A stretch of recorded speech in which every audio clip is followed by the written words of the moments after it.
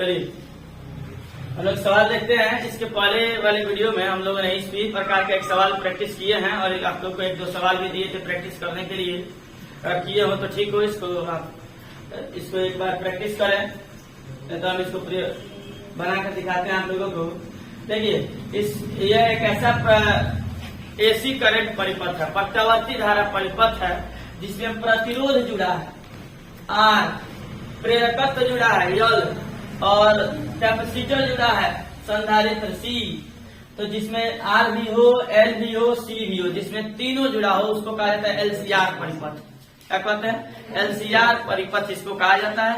और इस प्रकार के सवाल यहाँ पे जो प्रत्यावर्ती धारा स्रोत है उसका वोल्टेज इस रूप में दिया है, वोल्टेज इस रूप में दिया है। हम देखेंगे ये अमीटर यहाँ पे जुड़ा है, अमीटर ए। इसका ये मतलब हुआ कि अमीटर क्या नापता है? अमीटर विद्युत धारा नापता है। सवाल पूछा है कि अमीटर का पथ्यांक ज्ञात कीजिए, मतलब अमीटर कितना करंट बता रहा है आपको यही बताना है, मतलब कि आपको करंट निकालने हैं। सीधा बात बोले तो इसका मतलब यह है कि अमीटर का पथ्यांक, अमीटर कितना उसका धारा इंडिकेट करेगा, जितना धारा प्रवाहित होगी इसका मतलब आपको धारा ज्ञात करनी है।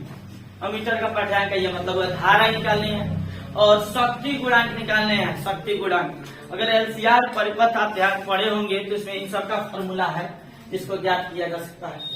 करंट निकालने के लिए हमको देखिए क्या करने पड़ेंगे। हम लोग को ये पता है कि एलसीआर परिपथ या कोई भी परिपथ हो, प्रतिबाधा का सूत्र होता है, प्रतिबाधा जेड का सूत्र होता है VRMS बटा IRMS। ये प्रतिबाधा का सूत्र है जिसमें से हमको वोल्टेज तो यहाँ से पता चल जाएगा और आई निकालने हैं, यानी कि हमको उसके लिए जेड चाहिए। यहाँ से आई अगर आपको निकालने हैं तो IRMS का क्या सूत्र बनेगा? VRMS बटा जेड, यही ना फॉर्मूला होगा। करंट निकालने के लिए यह फॉर्मूला होगा, यहाँ से VRMS अपन जेड। वोल्टेज और आपको प्रतिबाधा दोनों निकालनी पड़ेगी। तो आप पहले वोल्टेज निकालिए फिर प्रतिबाधा निकाला जाएगा, यहाँ वैल्यू को भर देंगे, हमारा करंट पता चल जाएगा। चलिए अब सबसे पहले वोल्टेज पे ध्यान देते हैं। एसी सोर्स क्या दिया गया है इसको देखिए। सोर्स दिया गया है हम लोग का, यहाँ सोर्स है V बराबर 200√2 साइन 400t। ये हमारा वोल्टेज दिया हुआ है इस परिपथ का। अब हम जानते हैं कि वोल्टेज का फॉर्मूला होता है V0 साइन ओमेगा t। इसको 2 मानिए, दोनों का कंपेयर करा दीजिए। समीकरण 1 तथा 2 की तुलना करने पर दोनों का कंपेयर कर रहे हैं। तो आप बताइए ये V से V है, ये साइन है तो ये साइन है, इसका मतलब V0 का मतलब कितना होना चाहिए? V ये साइन है तो ये साइन है। यहाँ ध्यान दीजिए, थोड़ा बड़ा लिख देते हैं। V बराबर V0 साइन ओमेगा t।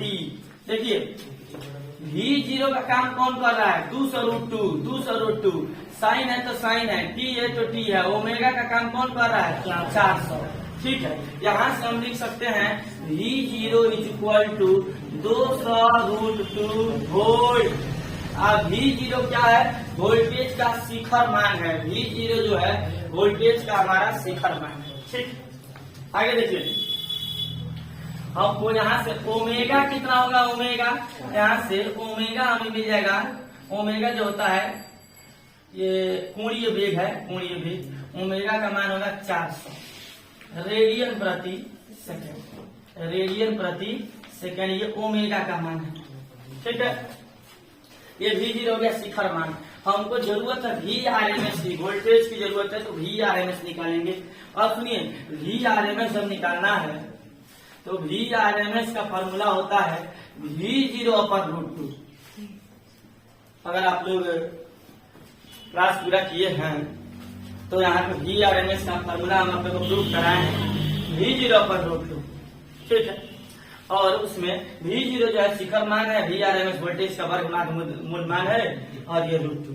यहाँ से हम उसकी वैल्यू पुट कर दीजिए तो आप बताइए VRMS कितना हो जाएगा? 200√2 और नीचे हो गया √2। √2 कट गया, यानी कि VRMS का मान हमारा हो गया वोल्टेज का वर्ग मूल मान आ गया 200 वोल्ट। एक तो काम हो गया। अब हमको प्रतिबाधा चाहिए, इम्पीडेंस निकालना है। तो इम्पीडेंस निकालना है तो सुनिए, सबसे पहले हम क्या कर देते हैं, या तो आप डायरेक्ट मान निकाल दीजिए, या तो डायरेक्ट मान निकालिए, या तो अलग अलग करके निकालिए। जैसे हम बताना है, ये बताइए, एक रेसिस्टेंस कितना दिया है, प्रतिरोध दिया है 20 ओम। धारिता कितना दिया है, धारिता दिया है 62.5 माइक्रोफैरड। फैरड में कन्वर्ट करेंगे तो 62.5 इंटू 10⁻⁶ फैरड, अगर फैरड में इसको कन्वर्ट किया जाए तो ठीक है। और ये प्रेरकत्व दिया है, प्रेरकत्व का योग से डिनोट किया जाता है 0.1 हेनरी। 0.1 हेनरी, इसको अगर आप डेसिमल हटाना चाहते हैं तो 1/10 हेनरी हो जाएगा। ये हो जाएगा आपका 1/10 हेनरी। चलिए हम क्या करते हैं, सबसे पहले हम निकालते हैं, बात कर लीजिए, XC निकालते हैं। XC जो है धारितीय प्रतिघात है, XC है धारितीय प्रतिघात। इसका सूत्र होता है 1/ωc। मान भर दीजिए, 1/ω का मान है 400। यहाँ देखिए ओमेगा का मान 400 और C का मान कितना है 62.5 इंटू 10⁻⁶। इसको थोड़ा हल कीजिए, इसको हल कीजिए, कितना होगा 1/400 गुणे 62.5 इंटू 10⁻⁶। ठीक है,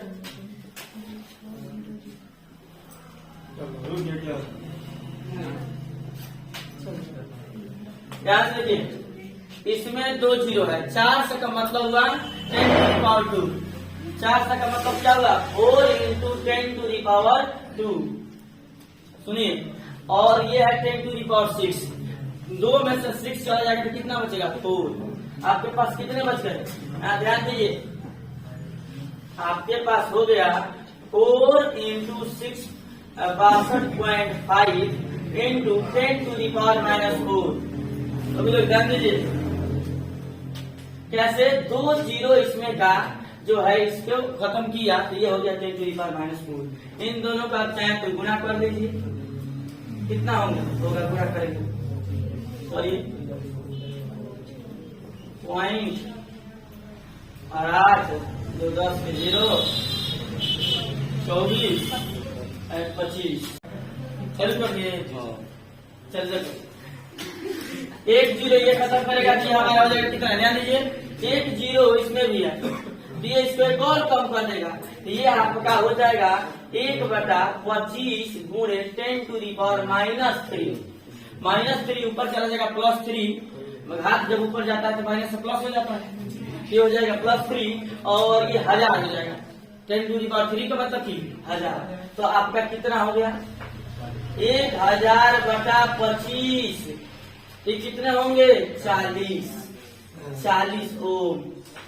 वैसे 25 से ये कटेगा 4 बार में और ये 0, मतलब कि धारिता का जो प्रतिरोध है, धारितीय प्रतिरोध है, ये आ गया 40 ओम। सुनिए, अब हम निकालेंगे XL, प्रेरण प्रतिघात निकालेंगे XL। ये होता है ओमेगा इंटू L। ओमेगा का मान है 400 और L का मान 1/10। यहाँ देखिए 0 से 0 कट गया, ये भी हो गया हमारा 40 ओम, ये इजीली निकल गया। अब देखिए प्रतिबाधा का सूत्र होता है, प्रतिबाधा का Z √ में R² प्लस XC, बात में कीजिए XL माइनस XC का होल स्क्वायर। ये है LCR सर्किट में प्रतिबाधा का फॉर्मूला है। यहाँ पे मान भर दीजिए सभी को, इसके जगह पर 20 भर दीजिए, यहाँ देखिए 20 है, और XL के जगह पर भर दीजिए, XL के जगह भर दीजिए 40 और माइनस XC के जगह पर भर दीजिए, बोलिए 40 का होल स्क्वायर। 40 और 40 में से घटेगा 0, 0 का स्क्वायर करेगा, बस हमारा ये हो जाएगा 20 का स्क्वायर, बस यही बचेगा, यही बस बचे। ठीक है। अब 20 के स्क्वायर 20, यानी कि हम लोगों का प्रतिबाधा हो गया, अब ध्यान दें 20 ओम, 20 ओम प्रतिबाधा हो गया।